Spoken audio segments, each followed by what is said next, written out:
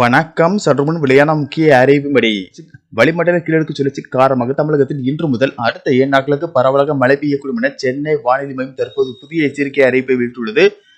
மேலும் பள்ளி கல்லூரிகளுக்கு விடுமுறை போன்ற முக்கியமான அறிவிப்புகள் வெளியாகியுள்ளன. இதை பத்தி விரிவாக வீடியோல பார்க்க போறோம். வீடியோ ஸ்கிப் பண்ணாம பாருங்க. வீடியோக்குள்ள போறதுக்கு முன்னாடி இந்த வீடியோக்கு ஒரு லைக் பண்ணிக்கோங்க.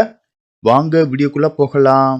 கேரள கடலோர பகுதிகளுக்கு அப்பால் உள்ள தென்கிழக்கு அரபிக்கடல் பகுதியின் மேல் ஒரு வளிமண்டல கீழடுக்கு சுழற்சி நிலவுகிறது. இதன் காரணமாக இன்று தமிழகத்தில் ஒரு சில இடங்களிலும் புதுவை மற்றும் காரைக்கால் பகுதியிலும் லேசானது முதல் மிதமான மழை பெய்யக்கூடும். மேலும் இன்று சென்னை, செங்கல்பட்டு, திருவள்ளூர், காஞ்சிபுரம், கோவை, திருப்பூர், வேலூர், திருவண்ணாமலை, நீலகிரி மற்றும் ராணிப்பேட்டை ஆகிய மாவட்டங்களில் மிதமான மழை பெய்யக்கூடும். 27ஆம் தேதி மேற்கு தொடர்ச்சி மலை மாவட்டங்கள் மற்றும் தென் தமிழகத்தில் ஒரு இடங்களிலும் லேசானது முதல் மிதமான மழை பெய்யக்கூடும்.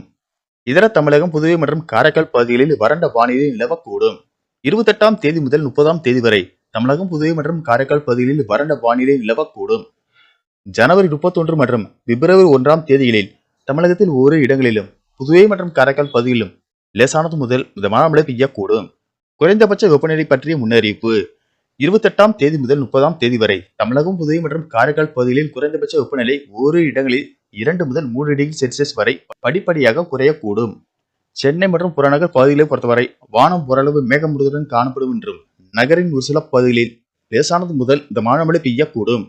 மேலும் கனமழை காரணமாக பள்ளி கல்லூரிகளுக்கு விடுமுறை விடப்பட்டு வரும் நிலையில் ஜனவரி 27ஆம் தேதி மேற்கு தொடர்ச்சி மலை மாவட்டங்கள் மற்றும் தென் தமிழகத்தில் ஓரிரு இடங்களிலும் மேலும் சில மாவட்டங்களில் மழை பெய்யக்கூடும் என்பதால் மழையின் தீவிரத்தை பொறுத்து அந்தந்த மாவட்ட ஆட்சியர்கள் பள்ளி கல்லூரிகளுக்கு விடுமுறை அறிவிப்பார்கள் என்று கூறப்படுகிறது. மீனவர்களுக்கான எச்சரிக்கையின்படி தென் தமிழக கடலோர பகுதிகள், மன்னார் வளைகுடா மற்றும் குமரிக்கடல் பகுதிகளில் சூறாவளி காற்று மணிக்கு 40 முதல் 50 கிலோமீட்டர் வேகத்திலும் இடையிடையே 60 கிலோமீட்டர் வேகத்தில் வீசக்கூடும் என்பதால் மீனவர்கள் அந்த பகுதிகளுக்கு செல்ல வேண்டாம் என்று அறிவுறுத்தப்படுகிறார்கள்.